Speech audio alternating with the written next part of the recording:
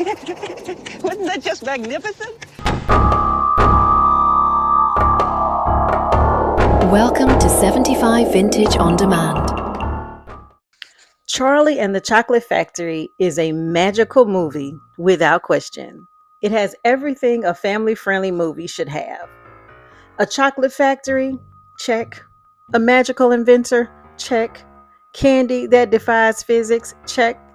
A river made entirely of chocolate? Amazing.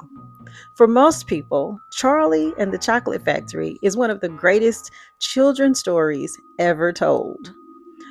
A whimsical fantasy, a celebration of imagination, a lesson about kindness. But what if we've misunderstood Willy Wonka completely?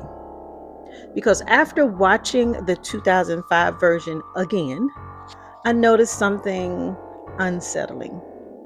Wonka didn't simply invite 5 lucky children into his factory. He selected them.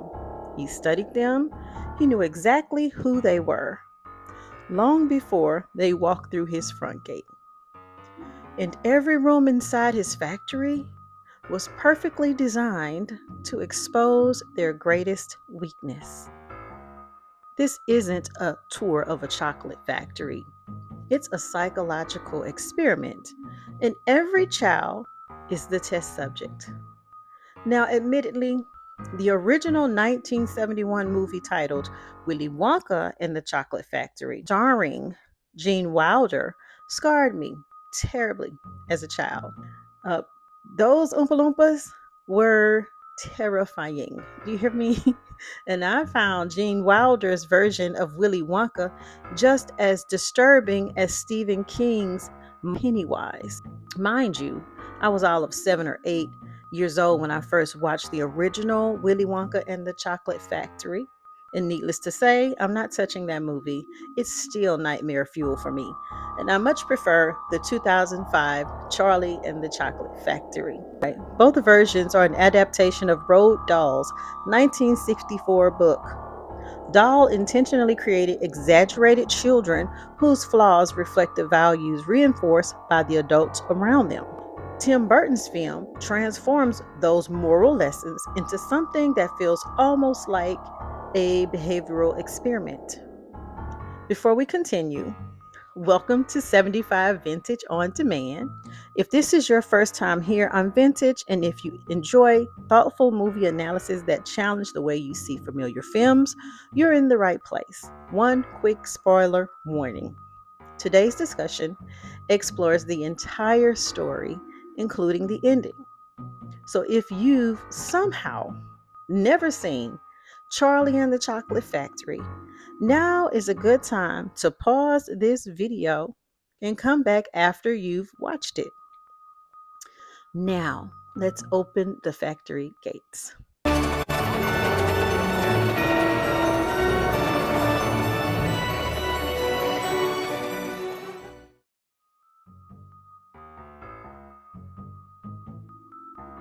The golden ticket was never random. The movie wants us to believe 5 children won by chance. I don't think that's true. Think about what Wonka knows. He knows their names, their personalities, their families, their public reputations. It's almost as if he's profiled every winner before they ever arrive. Each child represents something larger than themselves: gluttony, entitlement, competitiveness, consumerism, spoiled privilege, humility. Charlie isn't simply poor. Charlie is content. He's happy with his life. He loves his family. And that's the quality Wonka is actually searching for.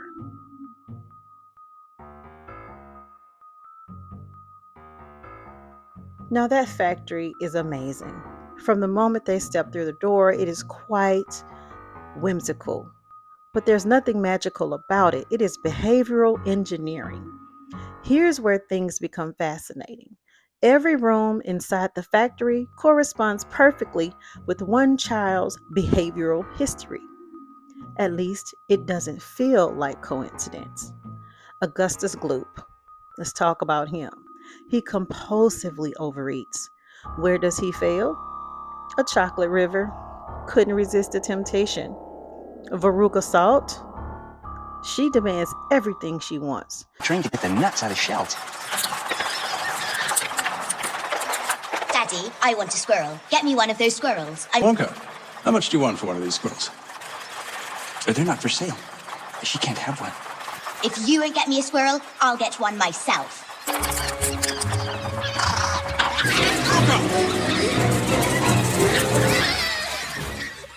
Where does she fail? A room filled with things she cannot own. Violet Beauregarde, obsessed with winning. She cannot resist becoming the first person to try experimental gum. Do you even know what it is? It's jam. I'd rather you didn't. There's still one or two things that are... I'm the world record holder in chewing gum. I'm not afraid of anything. How is it, honey? It's amazing. Yeah, spit it out. Only when it gets to the dessert.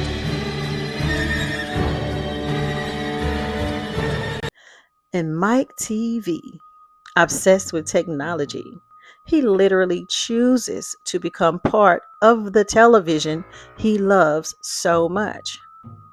Every child walks into an environment specifically engineered to trigger their greatest behavioral weakness. Wonka never forces anyone to do anything. He simply creates the conditions. The children make the choices themselves. Now let's talk about the real subjects in this show, because it definitely isn't the children, but they are there.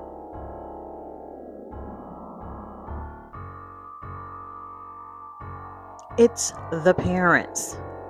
This may be the darkest part of the movie. You notice something, right? Almost every child behaves exactly as their parents have taught them to. Augustus doesn't become gluttonous overnight. Someone rewards that behavior. Veruca doesn't believe she's entitled to everything because she invented the idea herself. Her father reinforces it every single day. Mike's parents criticize, yes, but rarely do they intervene. And Violet's mother encourages constant competition. The children aren't random, they're products of reinforcement histories. Wonka may appear to be judging the children, but what he's really exposing is the parenting behind them. At this point, I want to hear from you.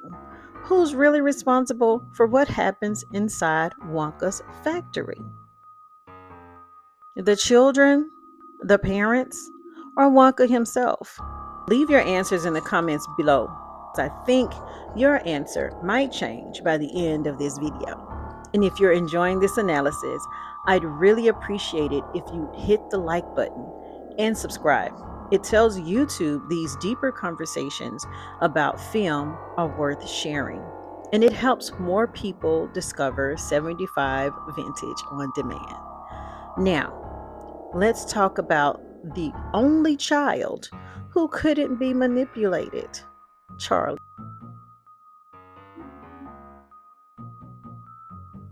And here's why Charlie wins. Not because he's poor, not because he's polite, because Charlie consistently delays gratification. He listens, he observes, he values people over possessions. Most importantly, he has something none of the other children possess: a secure family. Despite having almost nothing materially, Charlie already has everything psychologically, and that is the key. You must have it in your mind before you can have it outside of the body. He has love, belonging, purpose, which means Wonka has almost nothing to tempt him with.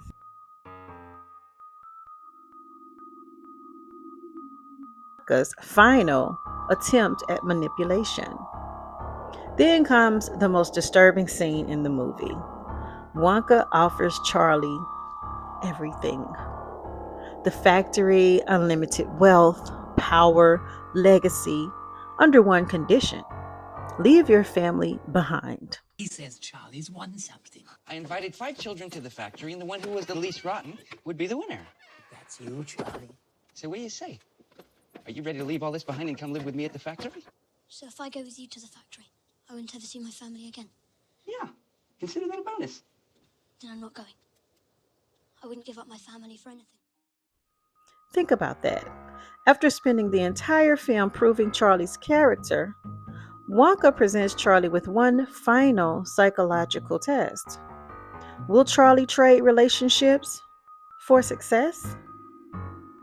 This is no longer about chocolate. It's about values. And for the first time, Wonka's experiment fails. Charlie refuses, not because he dislikes chocolate or all of the other stuff that was presented along with it, but because no amount of success is worth abandoning the people who made him who he is. Now let's talk about the twist.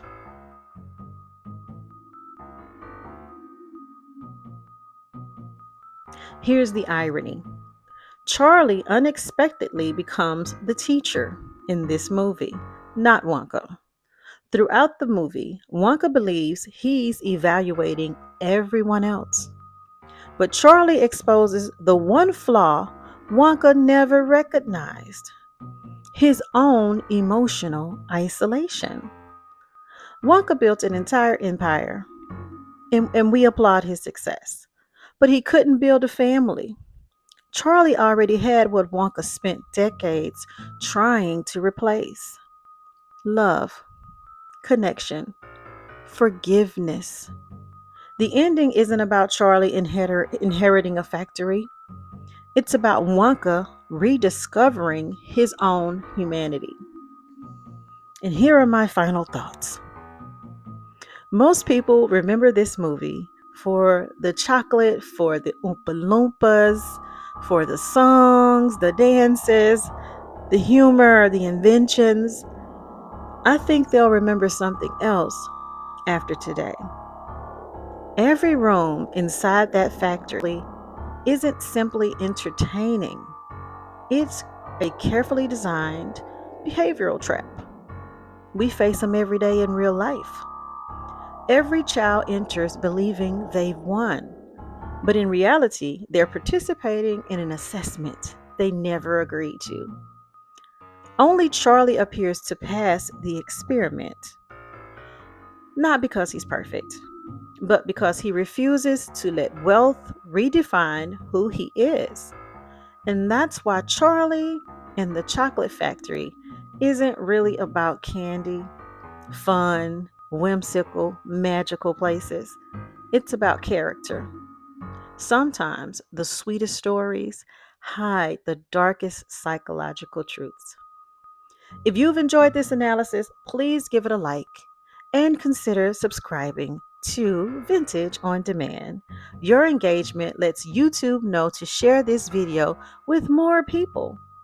Thank you for watching, and I'll see you at the movies. Bye.